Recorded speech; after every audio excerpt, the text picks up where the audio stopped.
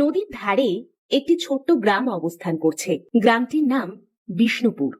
এই গ্রামের মানুষজন খুবই সরল এবং সাদাসিধে, একে অপরের সুখে দুঃখে সবসময় পাশে থাকে।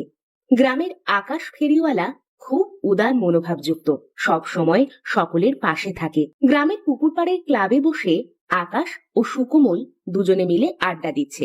বাইরে প্রচন্ড বৃষ্টি হচ্ছে। এই বছরে বর্ষার আগমন একটু তাড়াতাড়ি হয়ে গেছে। হ্যাঁ রে, অন্যবারে খরা হয়ে যায়, কিন্তু এবছর প্রথম থেকেই বৃষ্টি শুরু হয়েছে। এবারে আবার বন্যা না হয়ে গেলে হয়। যা বলেছিস, এ রোজের বৃষ্টি, তাতে আর কাজে বেরোতে পারছি না। কি করে যে কি হবে জানি না। কি আর করবি বল, তোর কাজই তো রাস্তায় রাস্তায় ঘুরে জিনিসপত্র বেচা কেনা করা।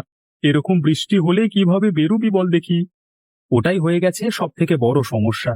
এই বর্ষাকালে প্রায় বেশিরভাগ দিনে বাড়িতে বসেই থাকতে হয়, কিন্তু বসে থাকলে কি করে সংসার চলবে বল দেখি।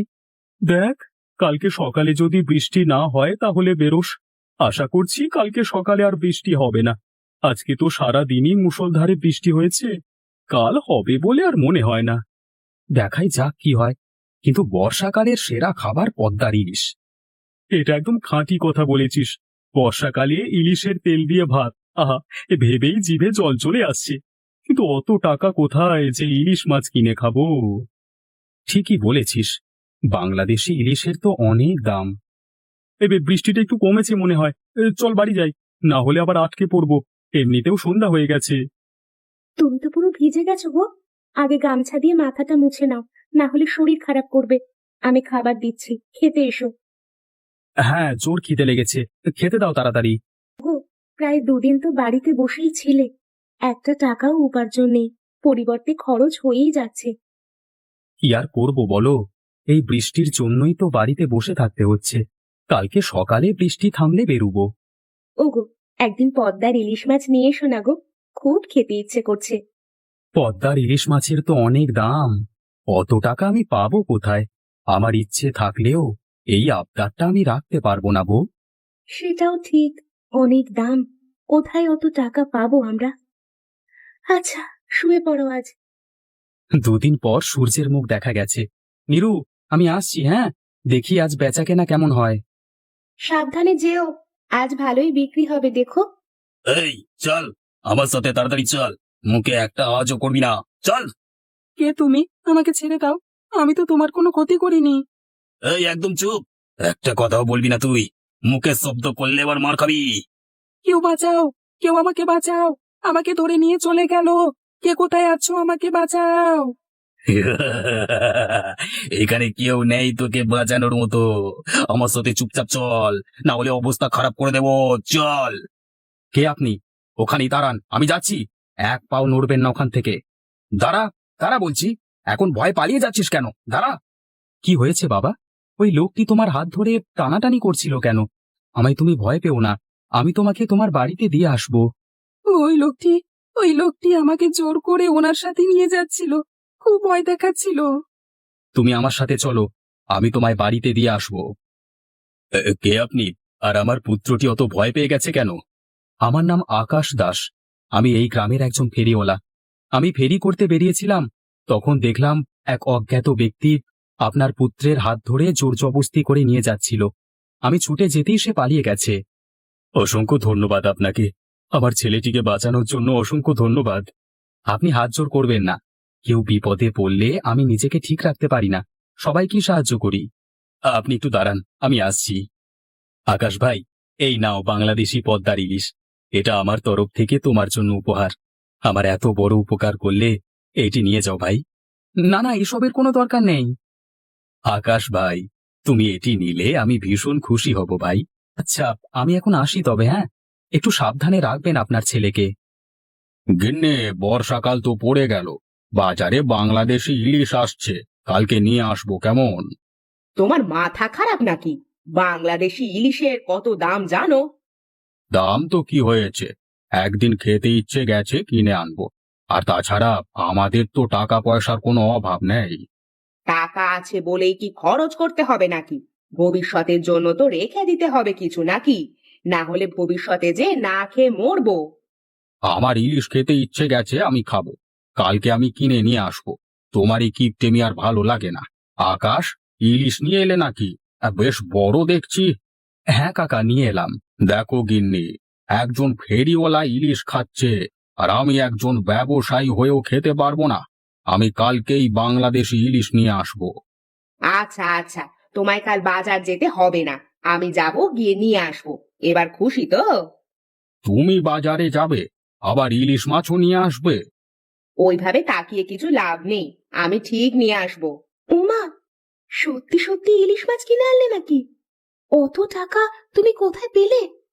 আরে পাগলি, আগে আমার কথাটা শোনো।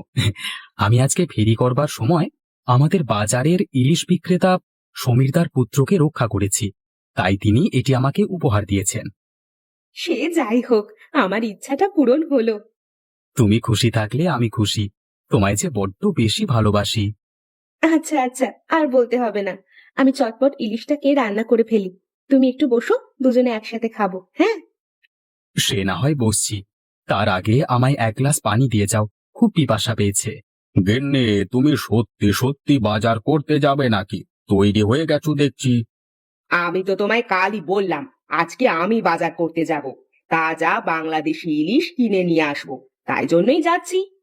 তা তুমি যাচ্ছ যাও, কিন্তু বেশ ভালো দেখে একটা বাংলাদেশি ইলিশ নিয়ে এসো কিন্তু। হ্যাঁ হ্যাঁ, নিয়ে আসবো।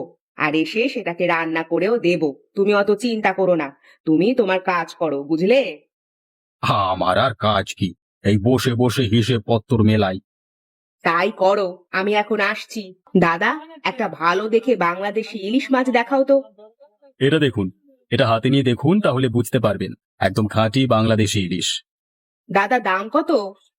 আমার দোকানে এখানে সব থেকে কম দাম। আপনার থেকে বেশি নেব না। আপনি এটার জন্য 50 টাকা দিন। 50 টাকা? আর একটু কম করো না ভাই। এর থেকে তো আর কম দিতে পারবো না মা। এমনিতেই বা আমার দোকানে সব থেকে কম দাম।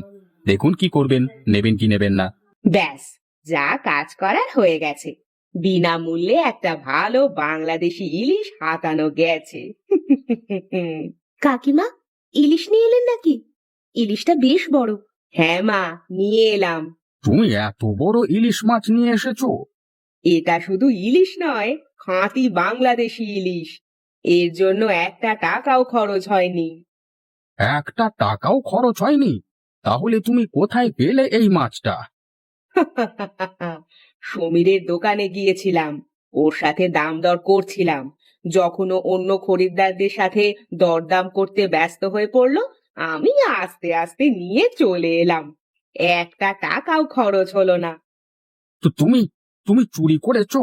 এটা আমি একদম আশা করিনি তোমার থেকে। আরে তুমি থামো তো। কত বড় ইলিশ মাছ নিয়ে এসেছি, তাও আবার বিনামূল্যে। কোথায় খুশি হবার কথা তা নয়, শুধু শুধু তর্ক করছে।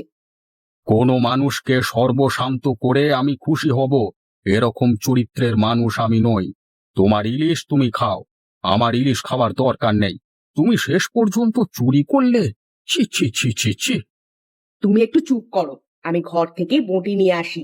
মাছটা কাটতে হবে তো নাকি?